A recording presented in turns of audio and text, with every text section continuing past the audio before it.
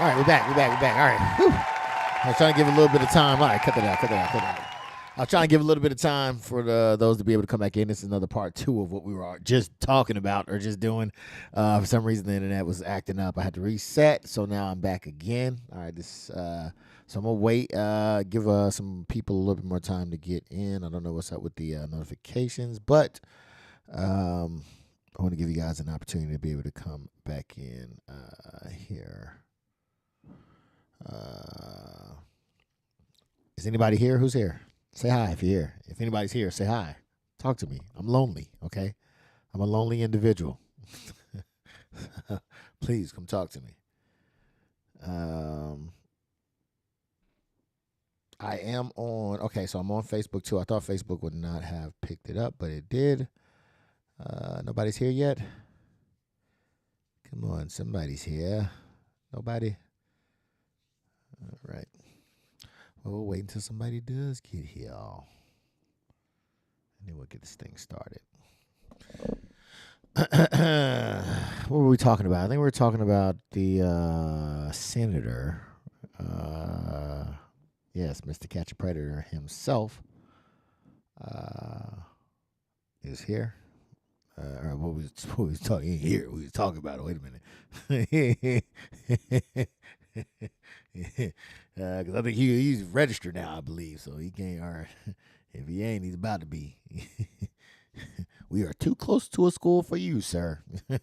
Oh, Ms. Zaya is here. Hello, Ms. Zaya. Welcome in.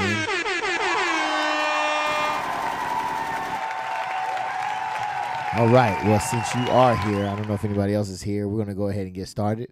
I don't want to keep you there. All right. Sitting there by yourself if nobody else is here. All right. So, yes. And the crazy thing is, I don't know the last thing I heard, but I was talking about how, he may be setting himself up to become the next president because he's definitely going to have a felony, right? I don't know if he has enough felonies, but to match the current president, I think it's 34 is the record right now.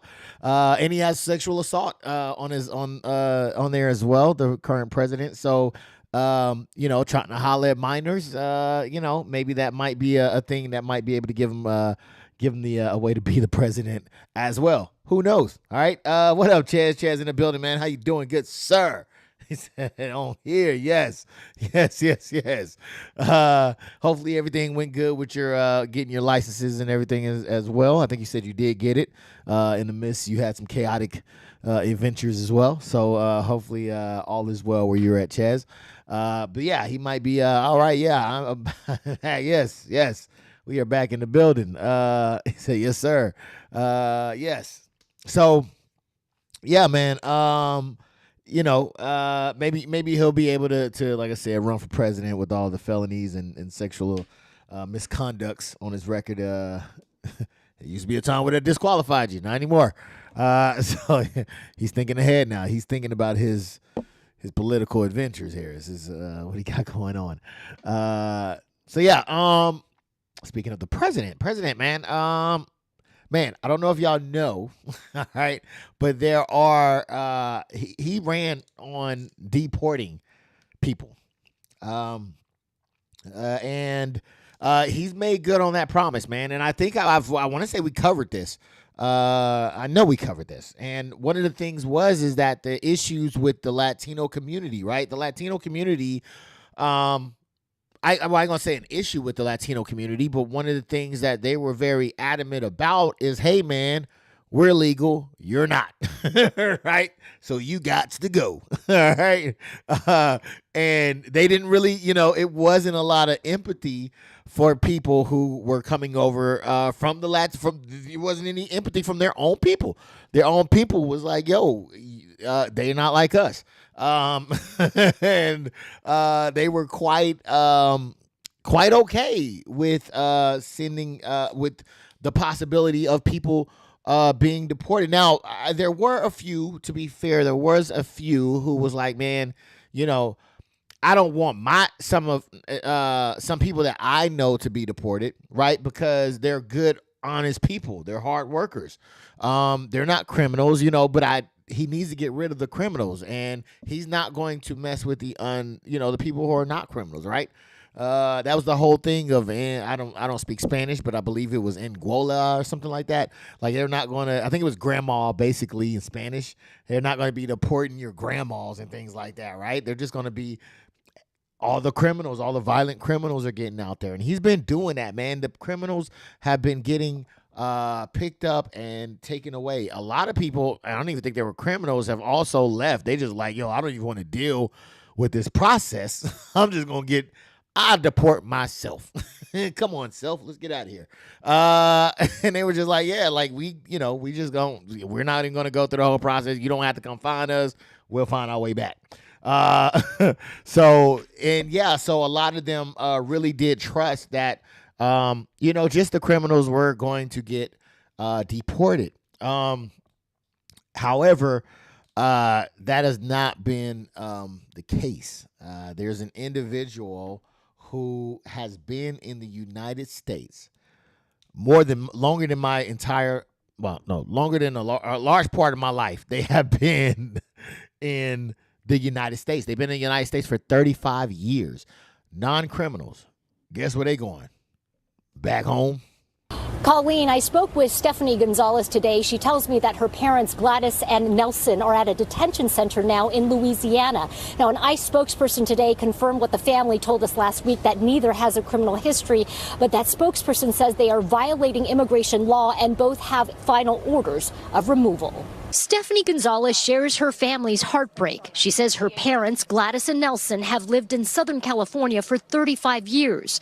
She says they're good people who paid their taxes, raised a wonderful family in Laguna Niguel, and recently became first-time grandparents. Gonzalez says President Donald Trump promised to take out criminals who have committed horrible crimes, and that's not the truth. She says her parents have no criminal history, and an ICE spokesperson did confirm that today. In a statement saying, in part, as part of its routines operations, ICE arrests aliens who commit crimes. The statement goes on to emphasize, and other individuals who have violated our nation's immigration laws. All righty then. Yeah. It's crazy that she said, didn't believe Trump. I don't know why you would not believe Trump. It's not like he lies, right? Yeah. So She believed Trump and said, hey, man, they're not going to deport, they're just going to only deport criminals. He, of course, did not keep up with what he said he was going to do. And now their family member, non-criminals, are now being, well, I guess you can't say non-criminals. We'll say non-violent criminals, right? Non-violent criminals have now been deported, man. And it's crazy because, yeah, as you see in part of what the ICE wrote, they they clearly said, hey, man, we're going to go after the criminals, but we also going to go after anybody else that violates our nation's immigration laws. So, what's good for the goose, I guess, is good for the gander. Is that how it goes, in a sense? And you know what? This almost reminds me a little bit of the crime bills, in a sense, right? Because I think that back in the day when you had the drugs running rampant and stuff like that, when you had criminals, people were asking for help to deal with the criminals, right? But they just couldn't see how far down the line, and they trusted, I guess, that their government would not fuck them. And they learned quickly that, yeah, no, the government can and will fuck you. even if you're Marcel Wallace. So yeah, you have to be careful because you think this way, but in reality, from other people's eyes, you all you motherfuckers are gonna look the same. So then, you know what I mean? Like, what's going to be the determining factor that's going to say, okay, I know you're legal, so I'm not going to bother you, but I know this one isn't, right? What's going to be the determining factor, right? Because people are people. You look the same. You don't have a different look to you to say that, hey, man, this person's supposed to be here and this person isn't, because there's people that are in the United States that don't speak English, and they're American citizens. So, as you can see, the lady that was just on the screen, I didn't show the whole thing because she had like a quick snippet of her speak. She was actually speaking in Spanish. I'm not saying I don't know if she knows English or not, but she was she was talking to the reporter in Spanish. So even just because you're speaking, you can't go off of language, right? So yeah, it could be, you never understand how far it's going to go. And then a lot of the time it's okay when you think it's going to be them, but what's to say it's not going to be you? What up, More to Love? You just missed it. I was talking about my Ninja Turtles. How you doing? Glad to see you here, man. Give it up, more love. Yes, man. So, you got to be careful, man. And if you think, if you think this is the only incident, it definitely is not.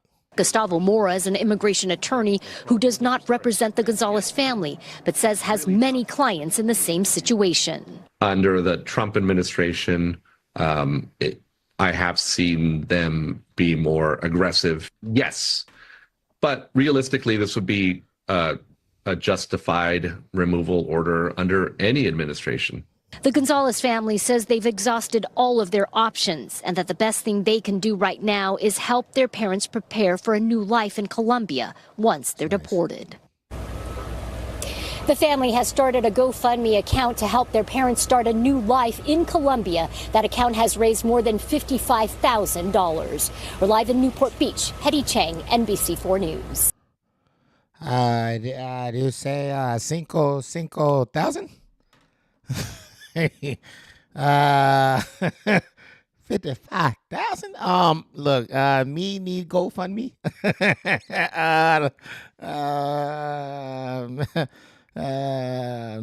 From the Universidad Nudo.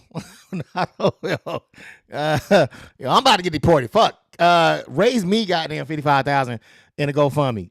Because goddamn, they got a nice little start. They got a nice Little start for going back to. I'm not even a look. Check this out, ladies and gentlemen.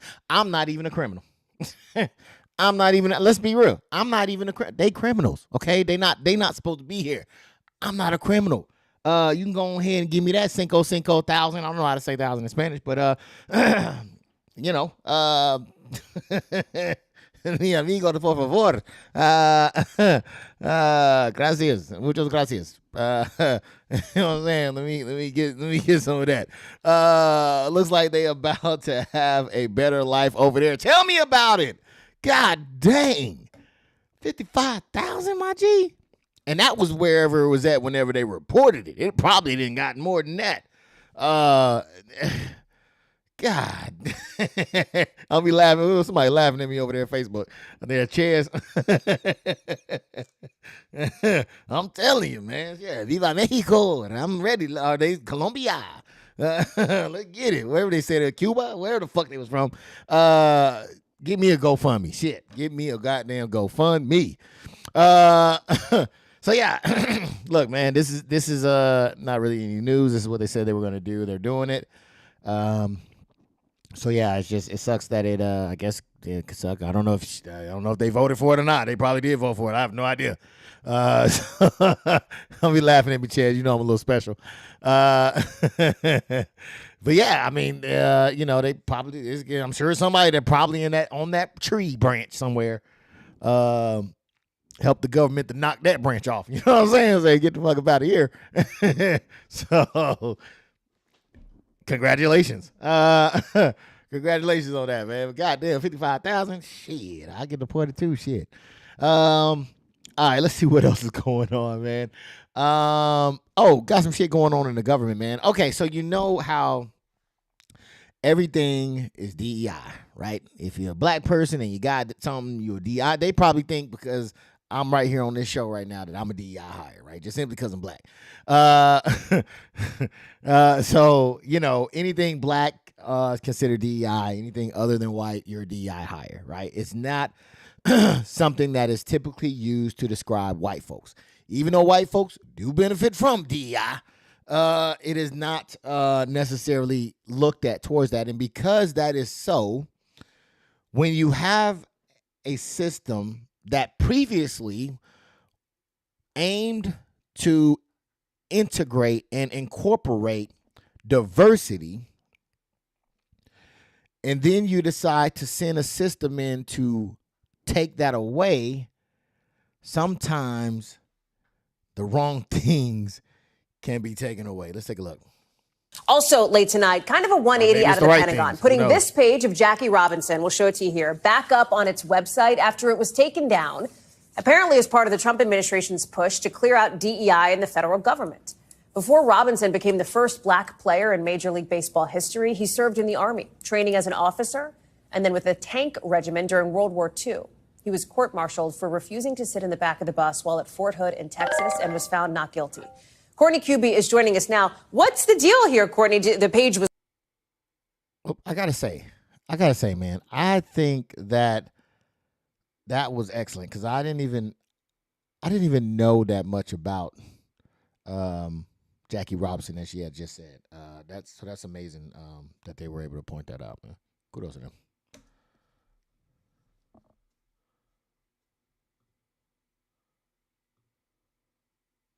Okay.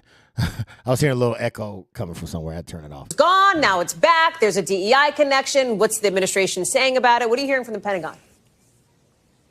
Yeah, and Hallie, this isn't the first, and realistically, it's probably not going to be the last time that we've heard about some American hero whose picture, name, story is taken off of a Department of Defense website as part of this large DEI purge. Now, basically, the backstory here is because the administration gave the military...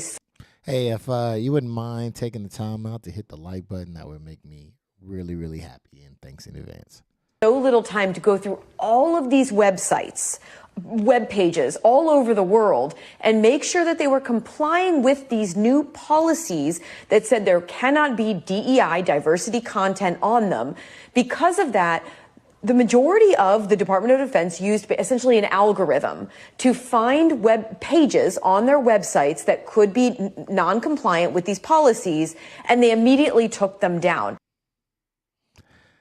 So, yeah, basically some algorithm or something. I guess they programmed it to view DEI as black as well, and decided to go through and erase all kind of black stuff, including Tuskegee Airmen type stuff as well, which is so that's wild, because this is not, obviously it's not DEI. This is bigger than DEI. This is American history. That's what that is American history. So, it's look, man, I don't think, for however many percentage did not vote for this guy, I don't think that they're surprised that he's trying to erase us. I don't think anybody's shocked at this, right? Like, I don't think there's any confusion or of why it was, right? Now, could it have been an accident? Yes, could have been an accident. But think about it, though. What are they doing? They're trying to erase black by coding it as DEI. So, yes, that would confuse me as well. You want us to get rid of DEI, a.k.a. black people? Okay, let's do it. Oh, you didn't mean that black person. You meant black people, like, who's trying to, like, apply, who's qualified for the job, but they not have the opportunity. It may not be in their region to be able to get these type of jobs. So you want to make it fair for everybody to be able to compete, and not just a subsection, a group of people. Oh, well, you need to specify a little bit better. I just thought you wanted us to get rid of all black people. Like, I would have been confused as well, right? Maybe they just didn't give enough information. No, not the people that's on the screen, not the people that we on the website on the website. I mean, real people. Duh. Fucking Chad. Goddamn idiot. Yeah, so make no excuse, man. That's what they were doing. They were trying to erase us. And they're still trying to erase us from the history books. Why, how, I guess if you don't talk about it, it doesn't exist, I guess. So yeah. That's what what's been going on lately. Do you guys have anything you want to talk about? I am here for it if you do, okay? Because I know there's a lot of people that's shy out there. You guys are really, really shy. You don't have to be. I'm not a mean person like that. I'll talk to you and have a conversation. There's plenty of people that do not agree with my stance. I have no issue with talking to you about it. So please do not be afraid to say something to me. All right, talk to me. I am lonely, okay? I am lonely out here. I have nobody to talk to, okay? The Akon song, that was me. That was created for me because I'm just so lonely. So please do not be afraid to talk to me, all right? Righty then. It looks like everybody's radio silent. Okay, cool. No worries. I definitely do appreciate you guys for coming through. That is the show. Sorry. Damn, son, where'd you find this? Yes. Sorry about the internet situation earlier. Technology, these things happen. I cannot control everything, but thank you guys for being here and sticking it out with me to the over here to the second half of it. I definitely do appreciate that. Thank you guys for commenting as well. We got Messiah, Miss Shanti, More to Love, and Jakar Lee all in the building, man. I appreciate you guys. Yes. I appreciate you guys. And I also seen keep going. Nobody say anything. What do you want me to get? I am willing to keep going, but if nobody has anything to say to me, then want me to talk about anything, then I can't keep going, sir. All right. Do you want to come on? You can come on and talk to me. I can put you in the background like I did last time, and we can talk about all kinds of neat things that you like to talk about. We could definitely do that. But yes, thanks to Trap as well. I think I seen Trap in the building. I seen Trap in the building. Steve was in the building, and Ches was in the building as well, man. Thank you guys for coming through as well. You guys really, really do rock, man, and I appreciate you guys coming through and chopping it up and talking to your boy and all that good jazz. You know what I'm saying? Talk about the Rolling 60s. Is that like, what is that, a band? Is that a band or something? I don't know where that's. What is a Rolling? We're talking about the Rolling 60s. Is that back in the 60s? I like, the 60s was a cool era. You know what I mean? I don't think there was anything wrong with that. I think they had some pretty cool cars. You know what I'm saying? I don't think, the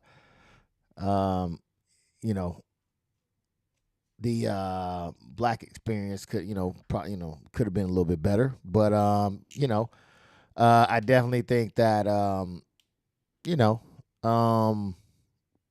they had some cool cars and stuff. The era was the era.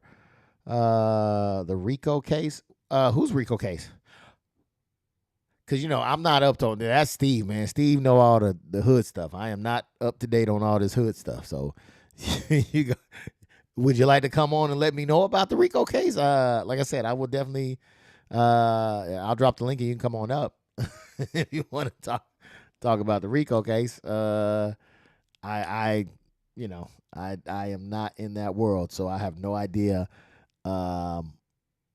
what you speak of, sir. I have no idea about the Rico case. Last one I covered was, I think, Trump's Rico case, which was tainted by two lovers. Man, I don't know anything about no Rolling 60 Rico case, man. What are you talking about? I have no idea what you're talking about, sir. No, here, let me look it up, okay? If you guys wouldn't mind, just stick it with me real quick. He apparently wants to talk about this Rolling 60s. Let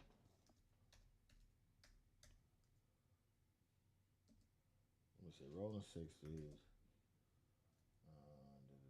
Nope. Rico. Let's see. This is 2 days ago. Let's see. Rapper, murder, and City Hall fraud inside the Big U charges rocking L.A. Okay. Let's see. Operations drawn down. I don't know. Is that saying indicted? Okay. He's got a lot of people that are in custody.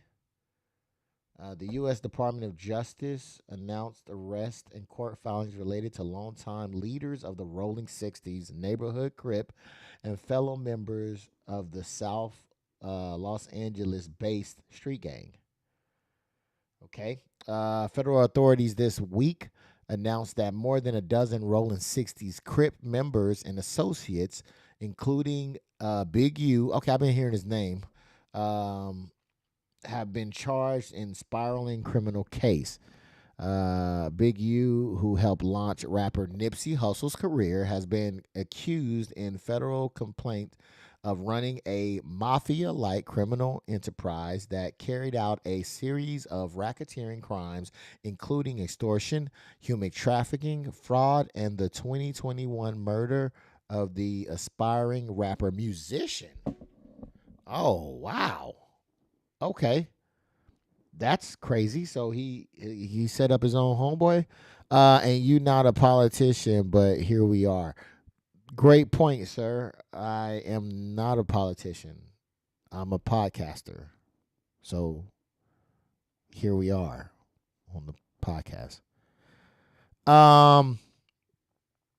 So apparently there's a RICO case with them involving a lot of criminal activities, which is what a surprise. It's a gang. So it's kind of what they do. I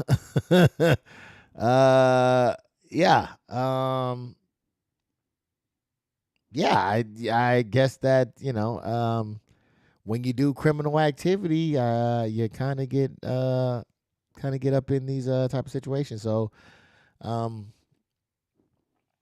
yeah.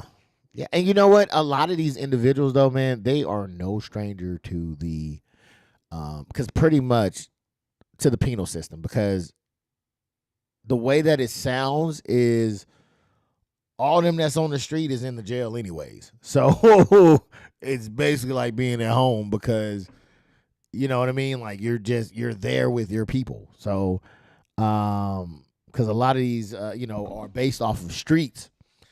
So, you know who's on your street. You know what I mean? So you guys have probably been around, not probably, but you've been around them your whole life. Your family knows these individuals. Like you got family there. So it's a real close community. So, yeah, it's not surprising. I mean, that this would happen. You hear these people talk about jail like it's just, a vacation spot, another vacation spot. So it's not too surprising, and they seem to be well comfortable there. So yeah, I don't really know. There's yeah. Is there something that I'm missing that needs to be highlighted, Mr. Lee?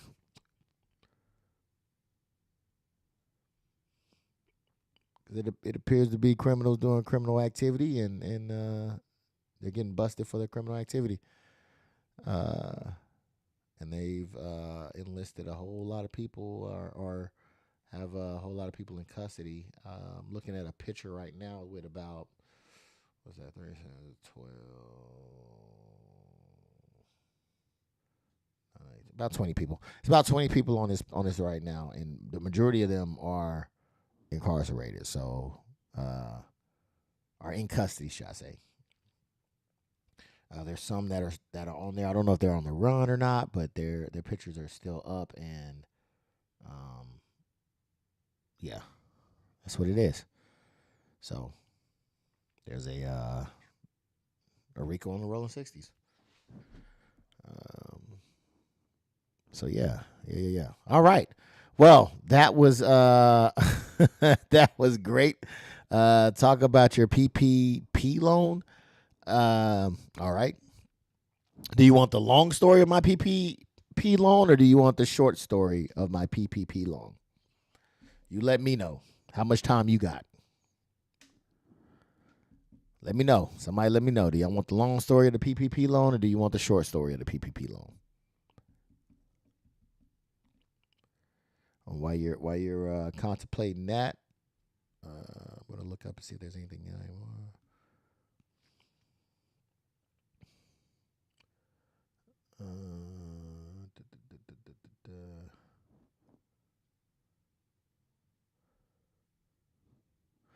Is it that much of a buffer, or is it do you just type slowly? The fraud part. All right. So Jakar Lee wants to know about my PPP loan, and he wants to know about the fraud part. The long and the short is about the same, so I'll just give you both. All right. Short story, I don't have a loan. Long story, I don't have a loan. So that there's no fraud if there's no loan. So that's pretty much it. But thank you for your question, man. I really do appreciate it. Thank you, everybody that is here. I appreciate you guys as well. Thank you for coming in, tuning in, and hanging out with me, man. Thank you for everybody for commenting, man. Lee for talking about his PPP loan fraud and all that good stuff, man. I hope you guys have a wonderful, wonderful week. And be cool. All right, man. Y'all take it easy. Until next time. I don't know.